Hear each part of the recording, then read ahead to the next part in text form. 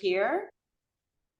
Okay, welcome everyone. Today is September 26th. This is the Brand Power Hour. If you haven't met me, which most of you have, but for the recording, my name is Malika Malhotra. I'm the brand CEO. I'm a brand strategist and mentor, and I host this community of brand builders so that you can feel empowered with tools and content to really help you move the needle on your business and brand.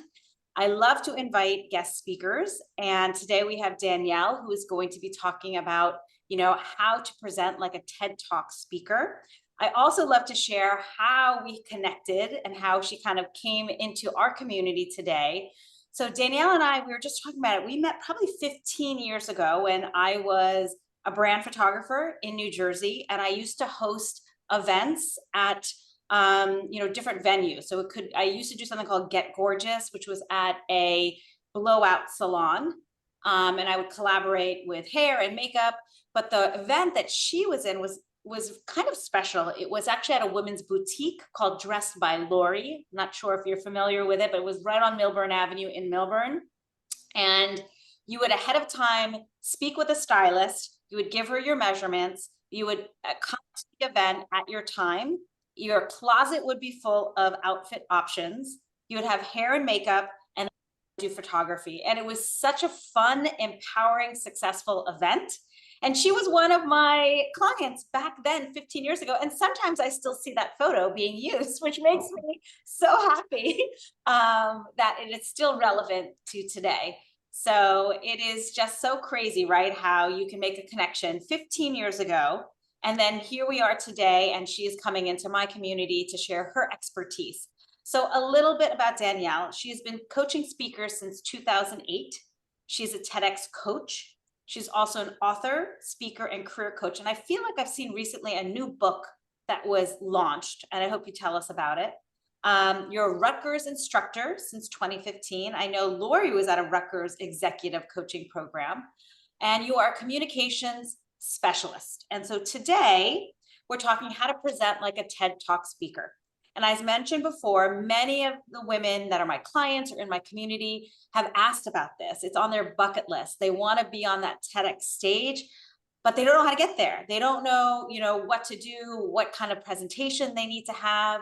Big question I have, I feel like I'm more of an expert speaker where I actually have content that is based on my expertise. Does that translate to a TED Talk? So, how do we present ourselves, package ourselves in the best way? You're going to help us understand how to deliver a focused, clear, and engaging talk, how to channel your inner storyteller, connect to audiences, prepare like a pro, and really embrace that inner TED speaker, which hopefully you believe we all have.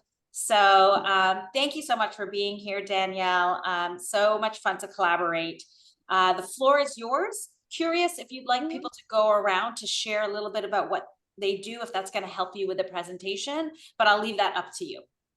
Thank you, Malika. It's so nice to be here with all of you. I'm really honored that you're sharing this hour with me. So thank you for having me. I love the idea if I can find out a little bit about who you are and maybe if you have an idea that you're thinking could be worth sharing, maybe just kind of throw it out to the universe and then we'll see what happens to it in the next hour. Sure. So let me throw out some names. Jenny, and then Jalpa, and then Lori, and then Linda, and then we'll end with Christina. I have actually two things that I would want to do TEDx talks on. The first is what I've gotten the most press about since I started being a sex and relationship coach, which is how I found my fiance as a mom with a special needs child who has intense special needs and a daughter. And I hadn't worked in 15 years of being a military wife. And somehow I got on Hinge and found the love of my life in a month. And that seems to interest a whole lot of people because I was 41 years old and very, as the standards go, overweight and not traditionally attractive when I did it. And here I am telling everybody, guess what? Everybody can do it. And the other thing is on being a special needs mom to a child who is nonverbal on the autism spectrum, barreling into those teen years, and how there is a lack of wraparound services or care by the state, by communities, by churches, by, play areas, any of that, when kids are between 8 and 21 years old on the autism spectrum, and how we have to figure out how to solve that. So those are the things. I love seeing your facial expressions, Jenny. So when you were talking about you meeting the love of your life and this flow and this energy, and you were beaming, and then we felt your care and concern and how you're struggling to go through this lack of resources, and we saw all of it, which is definitely an ingredient. So that was awesome. Thank I was you. a theater major in college. I had a little to do with it. Got the skills already. You still got it. You still got it. Okay, Jalpa, you're next. So no theater background here, but I'm a gemologist and a jewelry designer. My name is Jalpa Pandit. I'm in the Summit Short Hills area, and I specialize in taking people's unloved and unworn legacy jewelry and transforming them into modern heirlooms. I've been in the business over 25 years. I've worked with worn several corporate hats and done product development, traveled the world with, manufacturing jewelry at factories in Asia and Europe. And along the way, I decided that I needed to take a break and start a family. It was quite the struggle for me. And when I took time off and just to keep myself busy, I started repurposing my own jewelry, recreating some of the things that I had inherited but didn't love.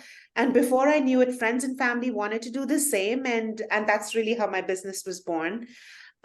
So I get all of my designs manufactured in the heart of New York City. Nothing goes overseas. Everything is done. I'm hands-on with every one of the commissions that I work with.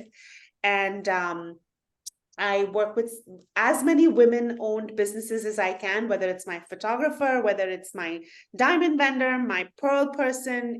I lean towards supporting other women. Most of my business has been referrals and word of mouth. And it's really the bespoke experience that people come to me for from start to finish.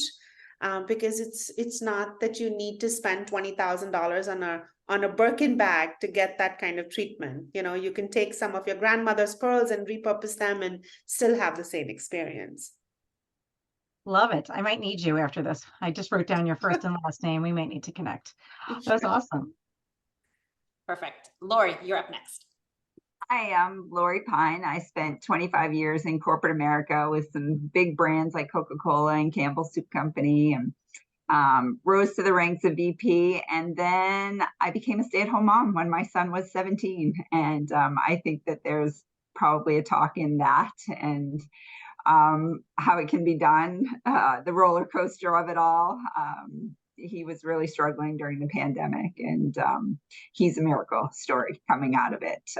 Really just miraculous what happened to both of us during that time frame, and now he's really thriving in his second year of college. And at 50, I started my own company doing executive coaching. I went to Rutgers, got a certification. I'm now coaching some of the students in the MBS program at Rutgers, and I coach executive, mostly women, but some men too. And it's really fulfilling. My whole platform is around how to get to joy in both your leadership and your personal life, and it's been amazing. All right, so Lori, we'll probably need to connect too. I'm writing a book about joy, so we'll need to talk about that. Yeah, I love how your son's like needing of you turned into you kind of transforming yourself. Totally. Yeah. That's awesome. Yeah. So, Linda, you're next. Okay, so I'm Linda Pollock. I live in Tenafly, New Jersey, so I'm up by the George Washington Bridge. I own two companies. The one that I'm doing the mastermind for is my home maintenance and management company, North Jersey Home Maintenance Group. We provide all the services for homeowners except for pools and landscaping. So anything that they need for their home, they call us and we take care of. So all the vendors are vetted. People, I only use contractors that have actually work in my own home. So if I can't have them in my home, they're not going to a client's home. I have a full-time handyman on staff, and I'm trying to get a second one because I want to grow my territory a bit. because I'm meeting a new client in a different area on Thursday because they need the help. And I'm doing it for a long time. I grew up in the construction business, done construction management and real estate management my whole life. I own a second company, which is an aging in place home modification company. I do a lot of speaking for that company because it's a very special field and people need to learn how to be safe in their homes. So I have a lot going on with that company. I've gotten a lot of exposure. And now I'm trying to figure out how to do the same for my home maintenance company. Interesting. I'm curious. Thank you, Linda. Curiosity, that's something we'll talk about too. Awesome. Maybe there's a story for you, Linda, around there's not many women in your industry doing what you do. Exactly. Yes. That would be something, right? Yeah. Thank you for sharing, Linda. Christina, you're next. Hi, ladies. Christina Ioannidis. Danielle, pleasure to meet you. So I wear a couple of hats. Currently, I'm in corporate and wealth management, so I go to hide in an office, as Malika knows. These things go on Tuesday to Thursday. Anyway, besides that, my love and passion is in martial arts. Been a martial artist for 35 years, a 6-time world karate fighting champion, and I loved it since when I stepped on the mat. So I took that during COVID and actually branded it and formed a business called Fabulous and Fearless. So I teach and speak on self-defense. I'm a self-defense expert.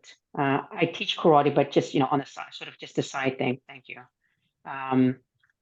And during COVID, I also went through breast cancer. By the grace of God, I had a truly amazing journey. My sister's also a breast cancer survivor. So I saw what she went through, and I can tell you my story is totally different to hers. Thing I found out, not what I found out, the key, I think, to it was just preparation. In the same way that I prepared for my tournaments, I prepared for my journey for cancer. I went in very clean, mentally, physically, emotionally, and that's certainly attributed to having the journey that I did. Just quick background. I had 3 surgeries in 6 months, in 6-8 months, something like that. And the first 2, I came out 0 pain. People actually thought I was putting up a front, and I was not.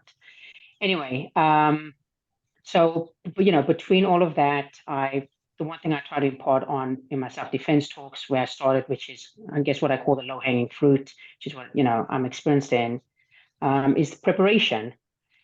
Preparation of anything in life. It's not necessarily self-defense, but it's any sort of preparation, whatever life challenges is going to come your way, like, are you prepared for it? And I just think, it's probably something that really I noticed once I went through breast cancer. And so that's my big message. So I want to get more into motivational speaking between my training, my breast cancer, the self-defense, somewhere along there. That's awesome. Thank you. I mean, you might have multiple talks going on there. There's I was definitely thinking the same thing. You have like 4 talks you could do, Christina. Yeah, actually, the other thing that, sorry, just real quick, I don't take too much time. The other thing, as a female growing up in South Africa and I'm Greek descent, especially at that time, a very male-dominated sport. I would go back to South Africa and people are like, you're still doing that? In my head, I was like, why would I not be doing that? I've been an athlete all my life. I'm all for sports for women. That just goes hand in hand for me. Total advocate. So anyway. Awesome. Yeah. Well, thank you all for sharing. That really does give me some perspective, and it helps with my introduction, because when we have this idea, this thing that's burning inside of us, you wouldn't be here if you didn't, right? I have this thing that I'm thinking I need to share. And we don't always know how to share it. And I don't even just mean the medium or the channel to share it. We're just not really sure how to take this feeling that we have, that we've endured something, or we've learned something, or we've experienced something, and we think it's valuable to tell people. We're not really sure how to do the telling, right? It's not even just, is it a TED Talk stage? Is it a keynote at a commencement event? Is it a conference talk? We don't necessarily always need to be on the big red dot. There's so many opportunities now to share your voices now that TED has paved the way. But we're not always sure what to do with this sensation that I have something to share. And that's part of what I'd love to be able to drive today, is help you take wherever you're at with your idea and get some movement, get you thinking about, wow, I'm now inspired to take this thing that I've been thinking about, whether it's for one day or 10 years, and turn it into something that I get to share with people. And honestly, an audience like this, sharing with each other, is the perfect starting place. It really is. So I sense that there's a lot of ideas that maybe even weren't shared. Do you also have some ideas that maybe you didn't share with us yet? Yeah, I see some heads nodding. So maybe outside of this thing that you're passionate about in your life, you've experienced something else that could be a talk. Like we just saw from Christina. She's probably mentally on talk number 6 or 7 already. So she might have an entire, suite of things that she can start sharing. But what I wanted to do today is inspire the drive so that when we hang up today, that some, if not all of us, are doing something about this itch that we have. So I'm going to take you through some of the elements that Malika already mentioned in the intro. But before I do that, I wanted to make sure that you know that this time is yours. So you can interrupt, you can ask any question. It doesn't need to be the topic we're talking about. We're going to cram as much in here to make it as valuable for you as we possibly can. I'll share my contact information. You'll know where to reach me afterwards. So if the session's over and you're thinking, but wait a second, I didn't get to something, totally fine. You can find me. You absolutely can. And I'd love to hear from you. But let's dive right in. The first thing I want to ask all of you is there any burning question that you just feel like I couldn't end today without having to have this answered? So for me, it's the question I kind of asked in the beginning, like, are these for TED Talk? Is it always this like personal storytelling thing? Or do people talk more about expert topics, or does it even matter? Am I getting in my head? So that's one question. I just don't know if I'm the right fit for a TED Talk. So I would say everyone is a fit for a TED Talk. It's how we package the content. So the big transition from idea to TED Talk is you have to package and shape the idea so that it's valuable to other people. So what happens with expertise is we sometimes feel like, oh, it's not a TED Talk because it benefits me, because it's what I do well, it's how I make my money. So how could I can do a TED Talk about that because, it's mine. And if you package the idea that way, it probably wouldn't be accepted as a TED Talk because it would seem like you were promoting your expertise, right? But if you think about it, every person that's done a TED Talk has some expertise and they're kind of mentioning it when they're talking, right? So there's expertise being shared because that's part of who we are. It's part of our story. So what we have to think about is not whether I have the right idea for the TED Talk. If it's burning inside of you and something is telling you it needs to get out, it's probably how we shape it. It's how we make it valuable to other people. Why would someone else care about this idea? Why would anyone else be moved by it? Now, I saw your facial expressions when everybody was doing intros. And interestingly, in the 2 or 3 minutes that you took to share this thought that you had, I saw these other women in this space go, like they were all feeling it in the 3 minutes that took you to, right? We were feeling it for each other, which tells us, oh, we're on to something. If the 5 or 6 of us are going, wait a second, I want to know more, or, oh my gosh, that sounds amazing. I know we're a small random sample population, but we represent the people out there that might also be going, oh my gosh, I might be a little changed after hearing that. So what you have to think about, Malika, is what is it about my expertise that changes people? Now, I have some ideas having worked with you, but that's would be how you want to package it, is what is it about my expertise that might be transformative, might be inspiring, might be life-changing? Now, does anyone have a favorite TED Talk that sticks out in your mind, that it's not your favorite just because you loved it, it's your favorite because it actually might have changed you? The 10 or 15 minutes of something you watched maybe stuck with you, changed you, influenced you. Anyone have one? I have a bunch, but I don't know the people's names. Like that's the That's thing. okay.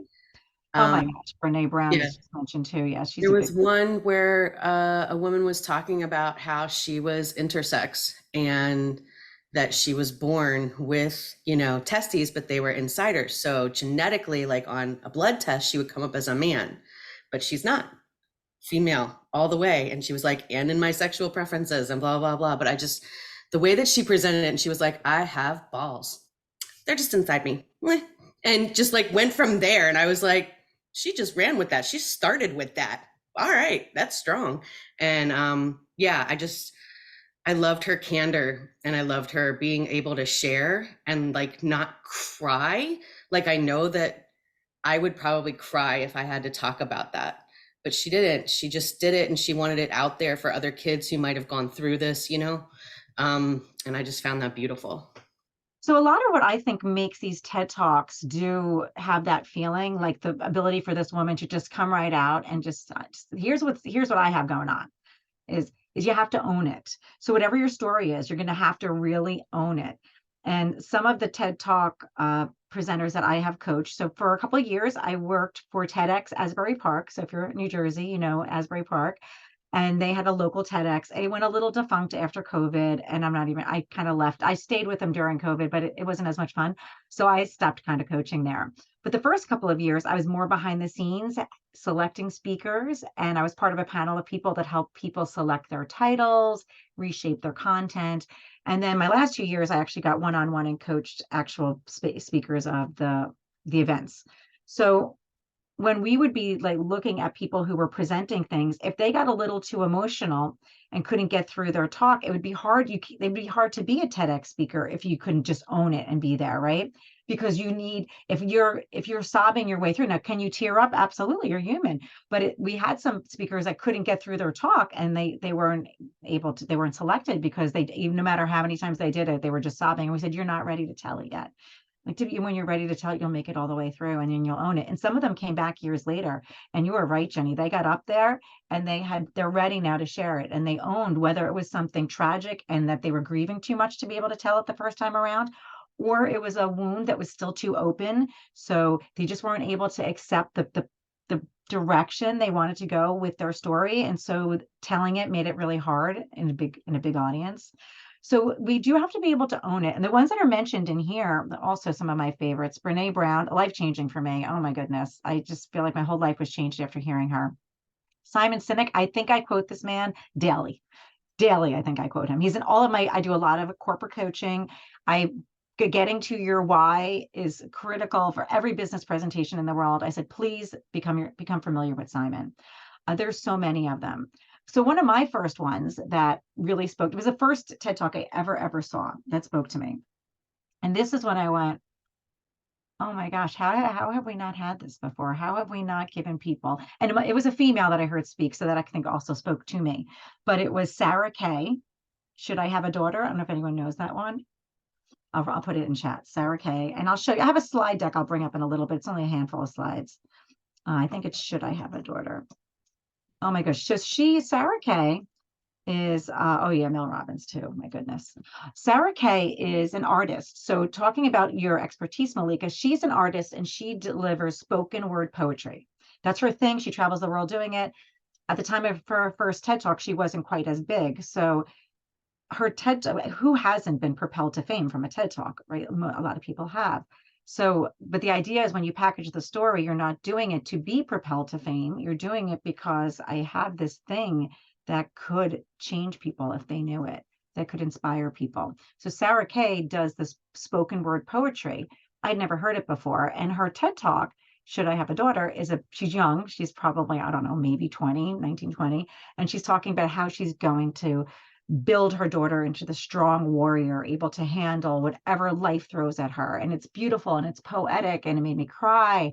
And I found out afterwards, she took that poem and she made it into books. And I bought 10 of them and gave it to every mother that was close to me during Mother's Day. It was amazing. And that was for me when I said, I'm in love with TED Talks. Like I need them in that's when I knew I would somehow get involved with TED Talks, because I always loved this idea of finding a way to share something and making me cry. So any of my corporate clients know that they make Danielle cry. It's extra credit. So I do a lot of corporate coaching on presentation skills. It's not always TED Talks. It's conference talks, town halls, meetings. And so I had a session yesterday. And one of the presentations, it was the last one out of 6 in a session like this, but we were all presenting. And some people brought their version of TED Talk. So this woman said, I wasn't sure if I should bring my TED Talk or my work talk. So I decided to bring my TED Talk. She said, but it's hard for me. and I'm scared, but I'm going to do it because we're a safe space, like we all are here. And so she starts sharing this TED Talk about her really hard childhood and how she didn't feel worthy. And she remembers being 8 years old and helping her mother clean hotel rooms because her father left and they didn't have enough food. And so she started cleaning hotel rooms at the age of 8. Her mom would pay her to help her clean hotel rooms. She fast forwarded through, she had a very tumultuous teens, got off track a couple times, met this amazing man who became her husband, and he really helped her put her life on track and value herself. And fast forward, at the end of her story, she ends up telling us how this year she lost her husband, the guy who really helped her climb her way out. He had gotten sick and he didn't recover. And she said she thought of giving up. She felt like she just immediately went back to being 8 years old in that hotel room. And she had to remind herself that she's come a really long way. Fast forward to the very end. This woman now sits on the board of the same hotel room where she cleaned hotel rooms at the age of 8. She's on the board. I know. I could cry telling you this. She got extra credit. She made me cry. But it's a story that you think, she's like, I wasn't sure anybody would find it moving. We were all passing tissue. It was phenomenal. So if you can speak to people, right? If you can have people say, wow, maybe I don't do anything different tomorrow, but I appreciate something so much more because of hearing what you had to share. That could be a TED Talk topic. So there are a couple questions, Danielle, in the chat. Just want to bring to your attention, and then I want to ask you a question about what you just talked about.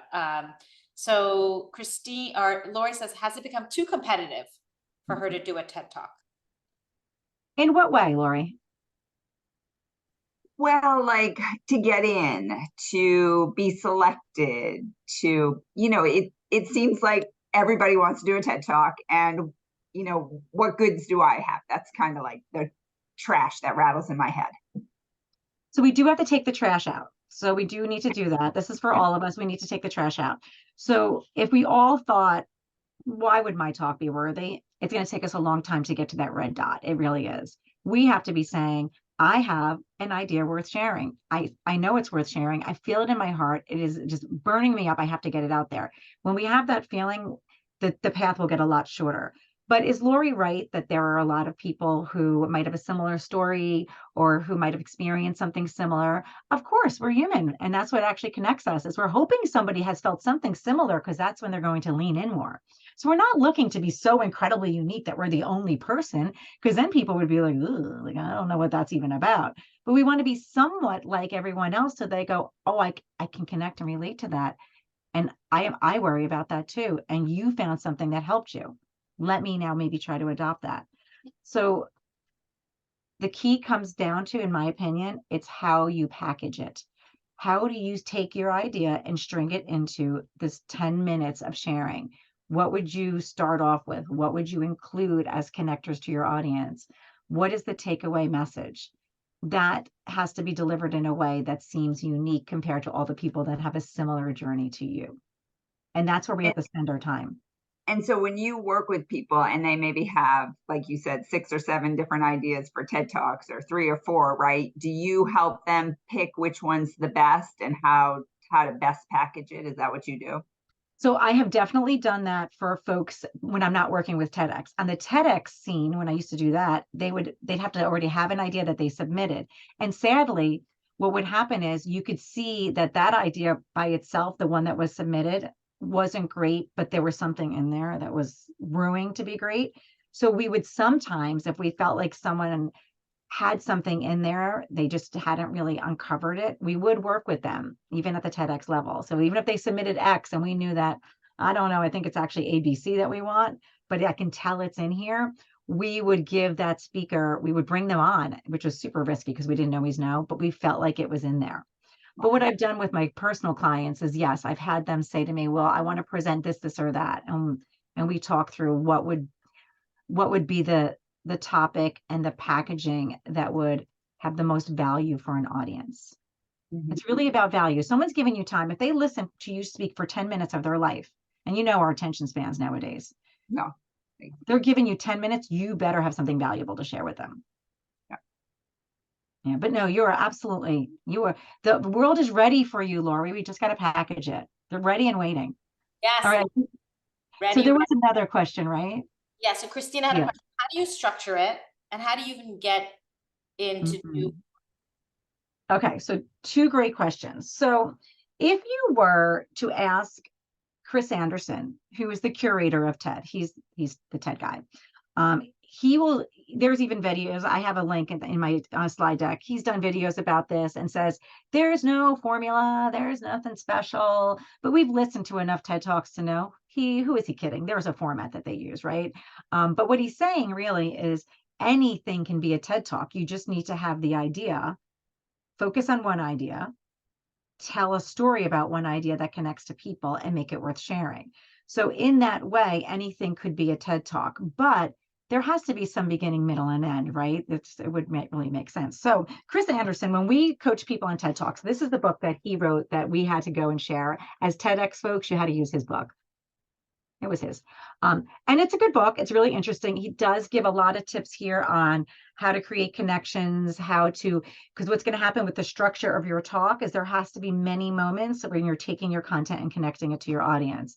You need a hook in the beginning, right? We talked about that. We saw that in our intros. How do we hook people? And Jenny's example of a talk, well, that was a hook. Everyone's listening, right?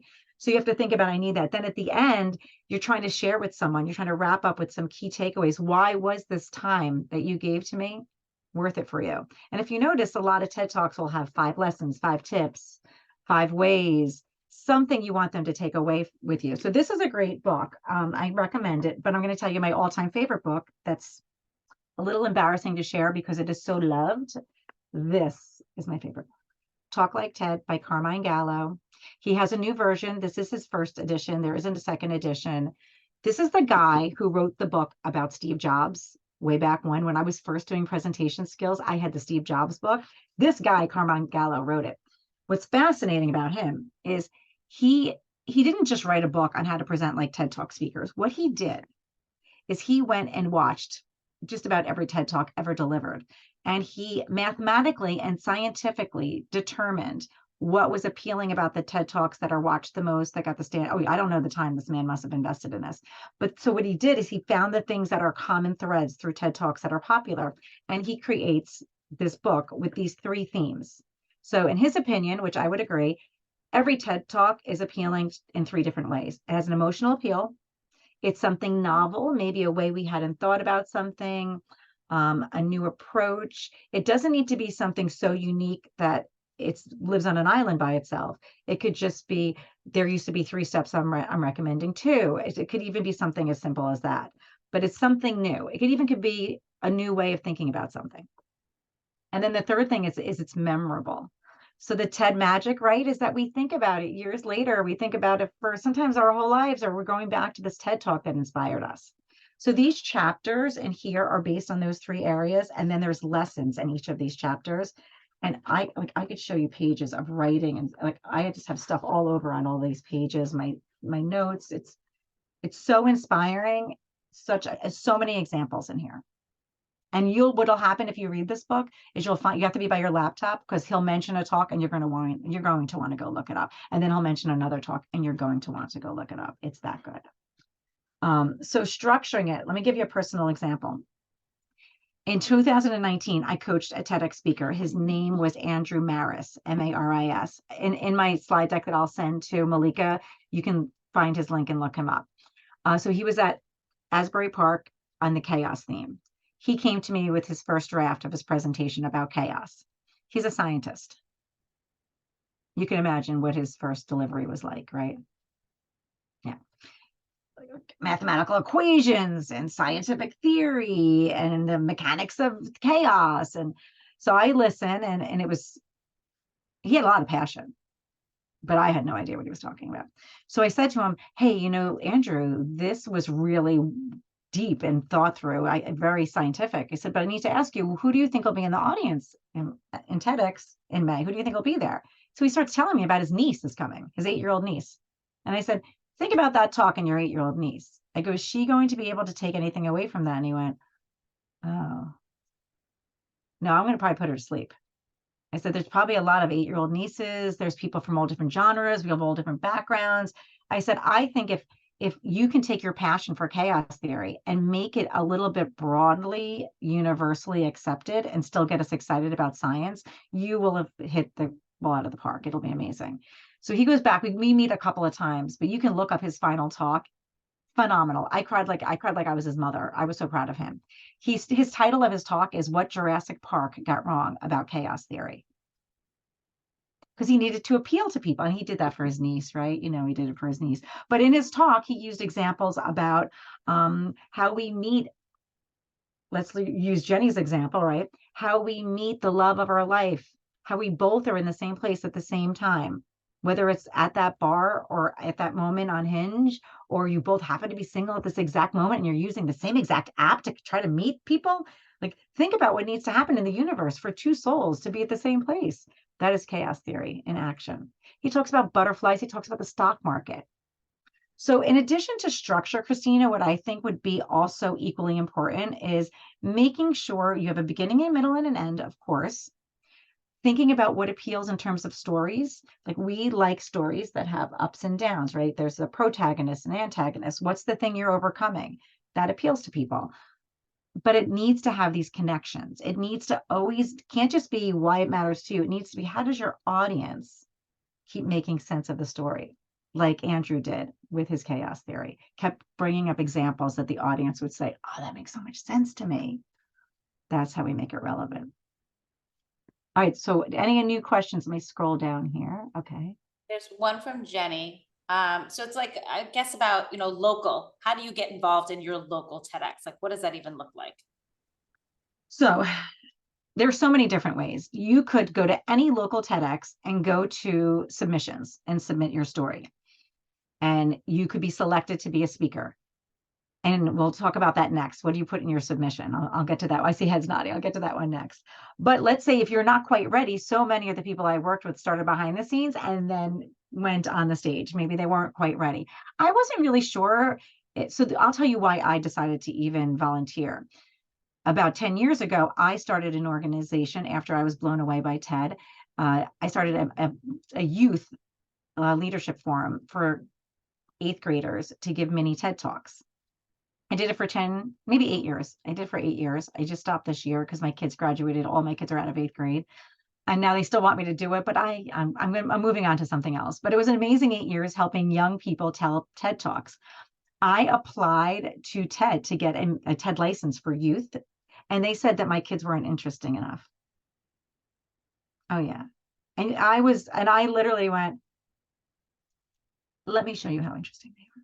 So I started an organization that we called Eve, and it was kind of a little tongue in cheek here. So it was EVE instead of TED. We figured we had the female version of TED, right? I know, right? I did this. I mentally did this, Jenny, on purpose. And it was Every Voice Educates. And this was what we did for younger folks. And we got them on a stage and they had to do TED Talk. So anyway, one of the children one day challenged me and says to me, Mrs. Heuer, why don't you ever get on stage and do a talk? You're always coaching us and you never do. And I said, well, I don't want to take up this airtime with me. It's for you all. Nobody wants to hear Mrs. Heuer talk. They want to hear your talks. So they challenged me to give a TED Talk. But when I went to the TED Talk organization to submit, I missed the submission. So I volunteered instead. I said, well, I'll volunteer at the TED Talk. And I invited some of my 8th graders. They came and volunteered too. And some of them came to the event. And then I loved being behind the scenes. So I never submitted anything ever since then. I loved being behind the scenes and coaching. But maybe one day, like all of you, maybe I have a story too that I'll share. I'm not sure yet. I don't know, maybe I might have one. Let's see, what's going on in here? I know I have to tell you about your submission. Did I miss anything else? How do you get involved? I don't think so. I think you covered it all. Okay. All right. So in your submission, I would I've worked with some people that are so, like, this has been burning inside of them. So they quickly do it and they get it out because they just want to say their story and get it, because otherwise they think if they take too long to do it, they'll lose the courage and they won't do it. And I would say, please don't do that. Yeah, I know. And I can't tell you how many people have done that. They just want to get it out there to them. But like we heard Christina say, preparation is really key. You need to run your idea by a couple of people. You want to hear their feedback. I would say, in my experience, 20 years of coaching speakers in all walks of life, The idea that we start with and the idea that we end with 90% of the time is different. It's some form of the original idea. It was birthed from this idea, but through feedback and hearing yourself say it a couple of times and living and sitting and marinating in your idea, you feel the feels that you've been burying. You feel the feels that maybe you thought, I want to talk about the things that were good. I don't know if I can touch the things that weren't good. But as you marinate in it, you realize the people who want to know this probably also want to know this. But if we just go and get fired out of a cannon and hit that submission key, we normally are kind of touching the top of the story and we're not really digging deep. I know, right? And we know that we hold back. I'm sure every one of you that shared something right in your intro, I bet you there's a part you didn't really share. There's an ugly part. There's a hard part. There's a part that maybe, you think other people would judge you if they knew. And if you think back to TED Talks, those are probably the parts we have to be comfortable sharing. Right? I know, right? Those are the parts where people go, oh my gosh, now you're speaking my language. I get it. You get me now. Because things are not always beautiful. And that's the woman that I mentioned yesterday, who she cried a little in her talk when she talked about all the horrible things that she lived through as a child and how hard it was to pick herself up. And when she was done, she just kind of, their floodgates open. She said, that was so hard for me to share. And everyone on the call said, like, we've been changed hearing that talk. Now, if she just said, I'm going to talk about overcoming adversity, I'm going to talk about, and she gave us all the good parts, it would be okay, but not nearly as powerful. It sounds like what I'm hearing, it's like this, you have to have this vulnerability. You have to be prepared and ready to share the vulnerable side of you publicly on stage in order to build that emotional connection. And own all the pieces of it. You have to really own all the pieces, because you have to get up there with the same courage that Jenny mentioned, right? The I have balls, they're just inside of me, right? I have to be able to say that with a straight face, looking at an audience and have them go, what does she mean by that? And go, let me tell you, right? And if we can't own that, we're probably not ready to share that story. And then if we share the other version of the story, that's usually when our audiences, not that they won't enjoy it, but it won't hit them where you need it to hit them. So preparation, I would say, yeah, it's got to be exactly, Jelpa, right in the middle there. You got to go for the target. You really do. And a lot of what we did in our coaching with the TEDx speakers is we took this idea, and the idea that people submitted to us and the idea they delivered was very rarely the same idea, because they just touched the surface, but they touched enough to get the speaker coaches to say, I see it in there. I see it. It's so close. So you have to get as close as you can in your submission to that vulnerability, to that raw place where you're saying, I am ready to share this and it's going to change lives. If you don't do that in the submission, they'll go to the next person. There's so many submissions. And I don't know who's, Lori, you had said that. There's so many submissions that they don't necessarily need yours. You have to make them say, this event cannot go off without Lori Pine's talk. It needs to be in here. I also just want to share with the group, like, there are lots of different ways to speak. It doesn't have to be just in this format. I think the TED Talk is very special in terms of emotion and storytelling and personal storytelling and vulnerability. If it's not in your comfort zone, you could still do a conference talk. You could still go on a podcast. Like, speaking should be part of your strategy. And I don't want it to stop you because this might not be the right format. Even for me, I'm not sure. I'm not really a personal sharer. I'm not going to be crying. That's not really my jam. I don't have like a story that's, because one of my questions, like, this woman had a hardship story. Like, yeah, I've had highs and lows, but I don't feel like I have this hardship story that is going to move people. And so does that make my story any less? I don't think so, but maybe it's not the right platform for me. Maybe it is, but there are lots of platforms is what I'm trying to say. So Jalpa, this might not be in your comfort zone. That's okay. You can marinate, plant the seed, but you might, I would still say, look at podcasts, look at being on a panel, like so many ways to share your authority, your expertise, your passion for what you do. So just, and I think, Malika, to your point, sometimes we we have to get comfortable saying our story a couple times before we even know there is a vulnerable layer to it. So by going on podcasts and doing some interviews and just talking about yourself and what you have going on, you might evolve into something that's TED Talkish later on down the road. But we're just not used to saying the words. We're not used to, it's hard talking about what we're passionate about. We're humble people and it feels weird. And we're going to motivate people. We're just people doing our thing, right? But that's the beauty of it. So the beauty of it is if you do the thing that makes you get up in the morning, that gets you excited to just be in this world with other people, and you want to talk about how this lights you up and this has changed you and this has helped you do X, Y, and Z, just this very idea that this is something that you are so hungry for in your soul is going to be appealing to other people. Now, I will say to Malika's point, I think everybody, when Malika said, when you were saying, I don't know, because I don't have a crying story. So I was in your place a couple of years ago when I was writing my book. I wanted to write a book. I always wanted to write a book. So I go to a publisher and I have all these ideas. And I'm with a group of writers. And all these writers are going around the room, to Malika's point, and everybody has this horrible story that they overcame. And my story is about joy. And I'm like, oh, oopsie. And then everyone's like, oh, this happened to me and this happened to me. And then I feel like I'm either incredibly lucky and I shouldn't talk about it because I don't have anything that happened to me, or I'm repressing some stuff and not admitting it because something happened to me and I'm not telling anybody. But I don't know which one it is. And I'm in this group going, oh my gosh, I don't know, right? Well, lo and behold, I sit in my story and I still talk about it. I write about it. I write short articles about it. I do surveys about it. It's all about finding joy. And lo and behold, I actually find out, you know what? The latter was probably true. Things are not quite as joyful as I think they are. I'm just a very joyful person. So I know, right? I see heads nodding. So I might just kind of slip some of the unjoyful things in places that I don't need to see them, and which might be really good for me. But at the same time, I don't know who I'm kidding. I have non-joy moments a lot, right? So as I was writing this book about joy, and it's taken me since 2019 is when I started writing it, I don't know if I ever had less joy in my life than I did when I started writing Joyride. And it's because I didn't realize that I was covering up joy. I didn't realize. And then I also lost my mom during Joyride, right? While I was writing it. And I'd never been in a place of such despair. And I never felt this like lack of joy in my life. And I went, oh, okay. So you don't need to have a house fall on you to not, right? Because sometimes I think, Malika, we're thinking, if the house didn't fall on me or I didn't battle through some illness, then I don't, maybe my stage is different. I think that we just have to be willing to share our heart in whatever state it is and love it so openly. And there's a story there.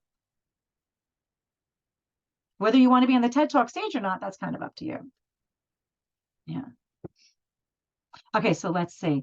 All right, so something jumped in chat direct to me. So I'm going to kind of reword it a little bit. Let's say you have a judgy pants in your life who is not cheering you on in your journey to maybe tell your story. Does anyone have anyone in your life that's not as gleeful as you are to get out there and share your story? Oh, you're very lucky. So some people don't have cheerleaders. Okay. So in case you're in that place and you're feeling like, I want to do this thing, I want to tell my story, but I feel like I might be being judged. Well, I'll probably tell you this. If someone's judging you for telling your story, then you probably have a story to tell.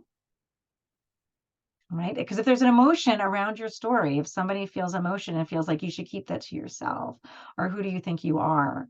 Or, that wasn't that big of a deal. You're going to tell everybody about it. If you're getting feedback like that, the very first thing I would do is say, oh, good. I got an emotional response, right? Instead of thinking, oh, who am I? It's crazy. I shouldn't share this. No, you have to flip it and say, oh, I unnerved somebody, didn't I? This might be worth sharing. I mean, how many times have we heard some TED Talks that we even went, ooh, gosh, ugh, I don't know about that. We felt something. All right, we still have time left. Any other questions? Yeah, who has some questions? We have 7 minutes left, but I'm sure there are some questions here. How do we work with you, Danielle? What's the best way to reach out? So I will share my information here, but you will also get my slide deck. And you can always find me on LinkedIn. This is probably my best. My website is in the works, my personal website, but this is my personal email, which I just check a lot more regularly right now. So I would recommend just shooting me an email here. You can also message me on LinkedIn if you lose this. You can find me easily on LinkedIn and reach out, and we can start talking about what your goals are and what you're trying to achieve. And if I have some connections, I know that there was a question earlier back in chat about, just do you go to local TEDx's? Do you try to submit? What I would say is if you're hungry to get on any type of a stage like this, of course you can submit, but I think before I would just blindly submit something, I would look at who's on the panel, and I would maybe link in with them, and I might reach out to them and say, hey, I have an idea. I'd love to talk to somebody. Get some insight, because they have themes every year. They have things that they've seen a lot of. They have things that they're kind of looking to fill in gaps. And I would network my way through getting a lot more knowledge than just blindly submitting if I could. And I always tell people that, if gather as much information as you can about whichever one you're looking to do. If you're looking to get into some local TED Talks, they're everywhere and they're so much fun. They have all these different themes, and there's also really small ones. So Joppa, you were saying that maybe that stage isn't right. There's TED and there's TEDx and then there's TED Ed, and then there's a lot of schools. When I did my events, I invited speakers, like any one of you might be invited, to come talk to my children, to my 8th graders. So I would have 2 to 5 adult speakers who had a story to share, and then my 8th graders would share stories. And I like them to see stories as also in addition to sharing a story. But a lot of my speakers ended up going on to bigger and bigger and bigger stages. They dipped their toe in someplace small and safe. Though I don't know, I always feel like 8th graders aren't safe, but they were always very encouraging. And then on to these bigger and bigger stages. If it's okay with everyone, I'd like to ask a specific question.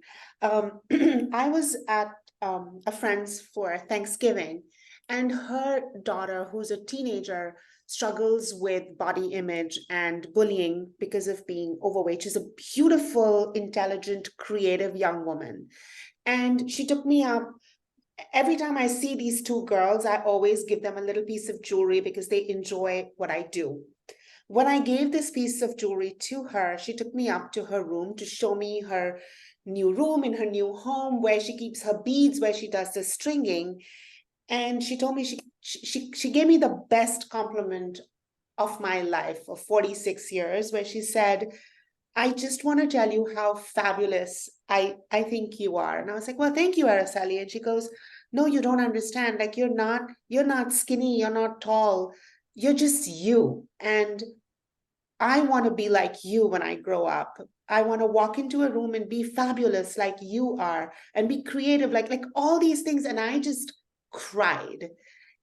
And I didn't realize, as you were talking, this experience came back to me, because I didn't realize I was making a difference to anyone. I'm doing something which is so shallow compared to what other people are doing in terms of saving lives and doing noble things. And this is people who have money do these kind of things, which was a very humbling experience through COVID, which is a different story. But I didn't realize, when people talk about representation for young people, what that means. And I've always struggled with my weight and feeling like, and I've been skinny, I've been heavy, and I feel like people don't take people who are overweight seriously. It is a thing, it's a fact, and I've seen it both ways. And as you were talking, I realized that maybe starting with, and just to give back to people, just someone, I wish someone had told me this when I was a teenager, when I was struggling with so many things of being a teenager, right? So, well, thank you for that, because that made me think that there might be something I could share with other young people to maybe do something. And now she wants to be a jewelry designer, Oh so, my gosh, that's so yeah. So awesome. next summer, she's going to be my apprentice. So I think you have a story right there, right there. I mean, again, you got an emotional response from us. We were leaning in. Right there is a story. And I think you touched on something that I know for me has been a catalyst for this type of work that I like to do, is I think I like feeling like I can make a difference. So when I'm coaching 8th graders, which might seem silly to some people, I feel like they're, you know, they don't always have a voice, and they go through, it's a tough time for teenagers, right? And I started doing these TED Talk things with my 8th graders because my older son didn't really fit in, and he was kind of an awkward stage for him. And he had such a hard time. So when I started doing these talks, that was the first year, he wasn't presenting. Of course, my kid, I'm donating my time, I'm volunteering. And my son says, nope, not doing it. And then the night before, he says, you know, Mom, I think I have something that would be interesting to share the night before. And I said, oh, well, let's hear it. Is it too late? Of course it's not too late. That day he had to get a suit. My husband had to run him out and get a suit. He needed a suit, which the suit was not required, but he needed a suit. And he gave this amazing talk that he pulled together overnight, which he obviously was thinking about for a long time because he already had a lot of the stuff together. And it was even then that I realized with my own kid, I said, oh my gosh, did they really pay attention? And they really absorb a lot of these messages, and they need more of them. Yeah. Thank you. So Malika, I will send you the slide deck. So in case anybody wants to have some of the other content that was in there, if you ever want to follow up with me, please do. I don't mind. I can always come back. So if you want to do TED Talk 2, we could do that as well. Been so great, so inspiring. I know a lot of the women are going to reach out to you for some help. You know, I know you are very well connected in, you know, corporate talks, and like Christina is trying to break into that with her messaging. So maybe you guys can connect, you know, how she can bring her programming into the corporate workplace and get actually paid to be a speaker. That's one of our goals in this program for her. So would love for her to be able to connect with you if you don't mind as well. Absolutely. And all this corporate wellness now, it's a great time to start thinking about how to pitch that. Yeah. And so Christina, Danielle is in like South Jersey near the shore. I was just going to type in there, Spring Lake Heights. Yeah, I was just typing, but it's easier not to type. Yeah. So thank you so much. This was so inspiring. Thank you, ladies. I loved meeting you. Yes. And let's stay connected. And yeah, maybe in 2024, we'll have you back. We'll talk again about maybe we'll do accountability. What can we get done between now and 2024? Yeah, definitely. Thank you so much. It was great. It was really wonderful, Danielle. Nice meeting you all. Have a great day. Check out her book, Joyride, everybody. Check it. Is it on Amazon, Danielle? Well, Magnificently Made I'll send that in my email. Magnificently Made is an anthology of 33 women that comes out November 11th. And Joyride is Mother's Day 2024. Okay. Great. So Lori, I need to connect with Lori on Joy. Yes. Yes, I would love to interview you. And I want to interview you, so it's perfect. Win-win. Thank you, ladies. Have a great rest of your day. I just sent you a LinkedIn Connect, so Thanks for showing up. Take care. Thanks, everyone. Bye. Bye-bye.